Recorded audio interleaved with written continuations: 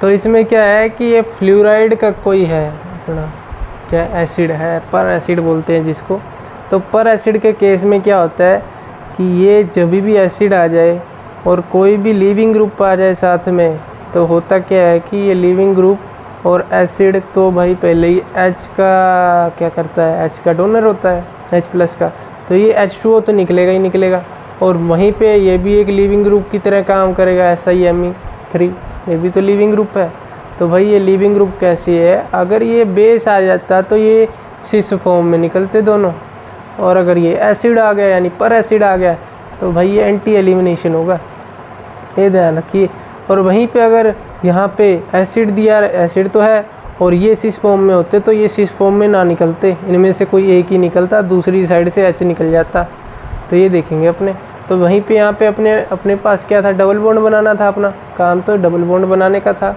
Double bond जैसे ही बनाया भाई, प्लस द DT दिखा, OH दिखा अपने को, OH दिख गया। OH किस साइड में पड़ रहा है भाई, OH भाई ये अगर अपने देखें, मैंने पीछे बताया था कि आपको ये जो है एक प्रोटेक्टिंग ग्रुप है, फ्लोराइड हो, इसके पर एसिड्स हों, या फिर क्या हो, H2PDC चारकोल, है ना। PD चारकोल की प्रेजेंस में क्या होता है, ये जो सभी के सभी ग्रुप्स है ना, ये डी प्रोटेक्ट हो जाते हैं, यानी ये OTBDMS है ना जो लिखा है, OH में कन्वर्ट हो जाता है, वो ग्रुप लेफ्ट कर जाता है।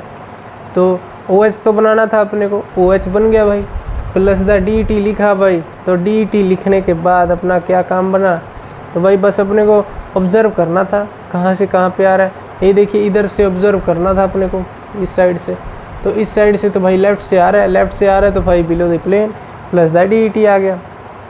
अगर राइट साइड आता तो भाई राइट साइड तो अबव द प्लेन हो जाता।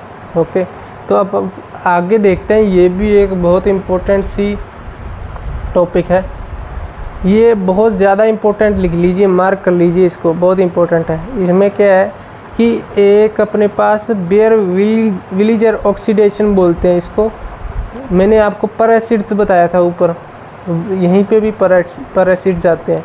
तो इनका काम डिफरेंट हो जाता है, बस काम क्या होता है, इनका दो काम होते हैं पर एसिड्स के, या तो वो double bond O carboxylic group के साइड में O लगा देंगे, या फिर ये इपॉक्सीडेशन कर देंगे। अब टॉपिक तो हमारा इपॉक्सीडेशन चल रहा था, तो भाई जाहिर सी बात है इपॉक्सीडेशन ही कराएंगे। अब कहाँ पे अपने इपॉक्सीडेशन कराएंगे और कहाँ पे अपने कार्बोक्सिलिक ग्रुप के साइड में बिल्कुल O जोड़ेंगे। अपने को यही देखना है कौन से केसेस में कौन सा होगा केस, बस कौन से केस में इपॉक्सीडेशन होगा, कौन से केस में कार्बोक्सिलिक ग्रुप के साइड में O जुड़ेगा, अपना ये ध्यान रखना। और इसकी स्टीरियो भी हम देखेंगे, तो भाई देख लेते हैं।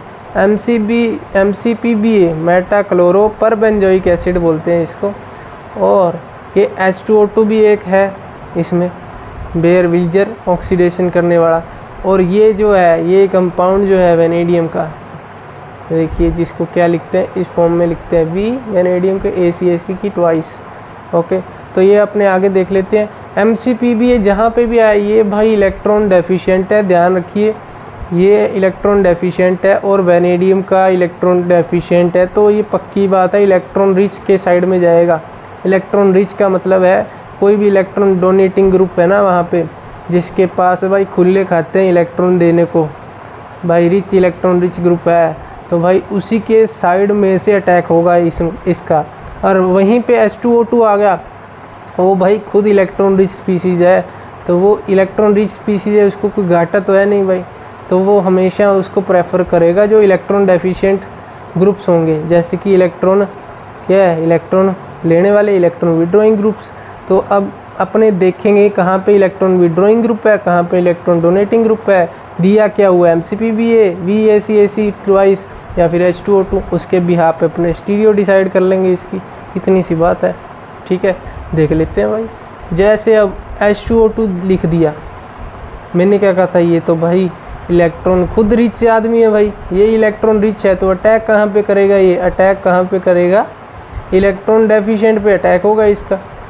इलेक्ट्रॉन डेफिशिएंट पे अटैक हुआ तो भाई इलेक्ट्रॉन डेफिशिएंट, ये इसके लोन पेयर मालूम है, इसके पास O के पास लोन पेयर होते हैं, ये तो वो लोन पेयर होते हैं ना इसके, O के पास, तो भाई ये तो एक इलेक्ट्रॉन डोनेटिंग ग्रुप की तरह काम आएगा, है ना, इलेक्ट्रॉन डोनेटिंग ग्रुप की तरह काम आएगा। तो भाई ये इलेक्ट्रॉन अगर डोनेटिंग ग्रुप होगा तो भाई H2O2 इसके अपोजिट साइड से अटैक करेगा, इसकी अबव दी प्लेन है तो ये बिलो दी प्लेन आ जाएगा भाई। जी हाँ, टिक लगा दिया भाई। इसका अपने टेंशन नहीं लेंगे क्या चीज़ है क्या नहीं, अपने को इतना ध्यान रखना है इलेक्ट्रॉन डोनेटिंग ग्रुप है, इलेक्ट्रॉन विड्रॉइंग ग्रुप है, बस उसके ब्याह पे स्टीरियो निकाल देंगे। जैसे कि ये अब इलेक्ट्रॉन विड्रॉइंग ग्रुप है, ये इलेक्ट्रॉन डोनेटिंग ग्रुप था, ठीक है। तो ये देख लेते हैं अपने, ये इलेक्ट्रॉन विड्रॉइंग ग्रुप है, ये इलेक्ट्रॉन रिच है, तो भाई ये तो इसी की साइड से आएगा, इसी की साइड से आएगा। तो भाई क्या करेंगे, तो भाई इसी की स्टीरियो लिख देंगे ना चुपचाप से, ये अबव दी प्लेन लिख देंगे, यहाँ पे ये आया हुआ है। सही है भाई, बिल्कुल सही किया हुआ है आपने।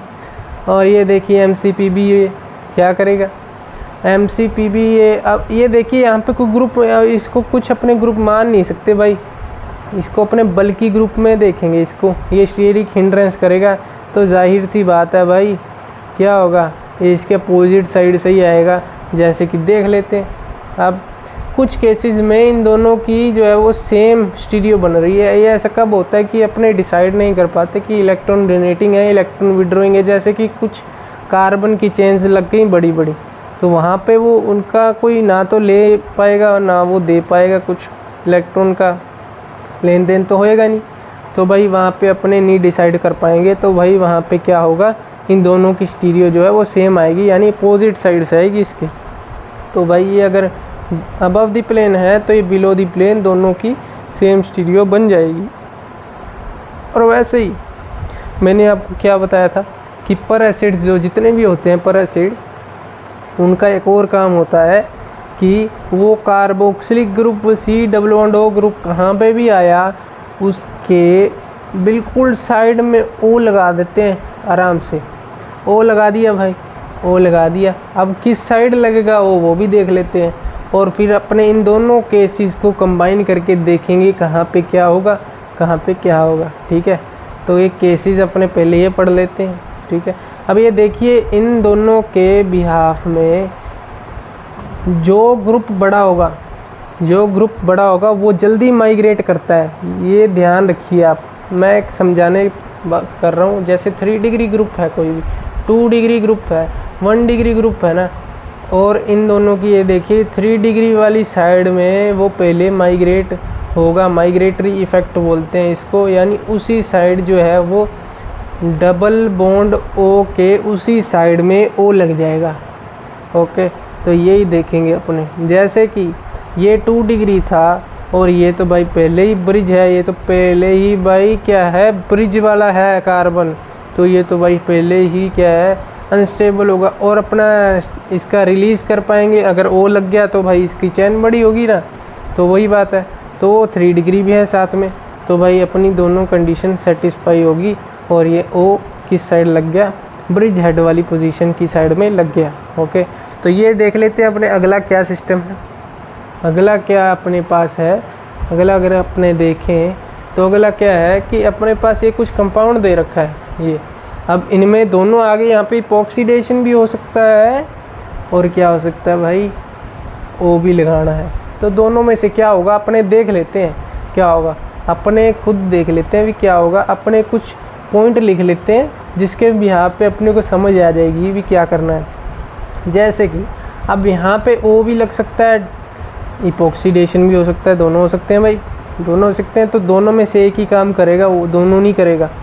तो ये क्या कब क्या करेगा वो देख लेते हैं। जैसे कि ये डबल बॉन्ड O था, अब यहाँ पे ये मैंने कुछ ये प्रोडक्ट बन सकता था, ये भी बन सकता था, ये क्यों नहीं बना भाई। तो नीचे क्या लिखा है, not forms due to repulsion of methyl group and epoxide ring. तो समझ पा रहे हैं आप, जहाँ पे रिपल्शन हो गया ना वहाँ पे इपोक्साइड रिंग तो बनेगी नहीं, यानी जहाँ पे बड़ा ग्रुप आ गया और कार्बोक्सिलिक ग्रुप भी लगा हुआ है उसमें, तो भाई कार्बोक्सिलिक ग्रुप के आराम से साइड में O लगा के चले आइएगा, आपका आंसर जो वो राइट हो जाएगा, ठीक है।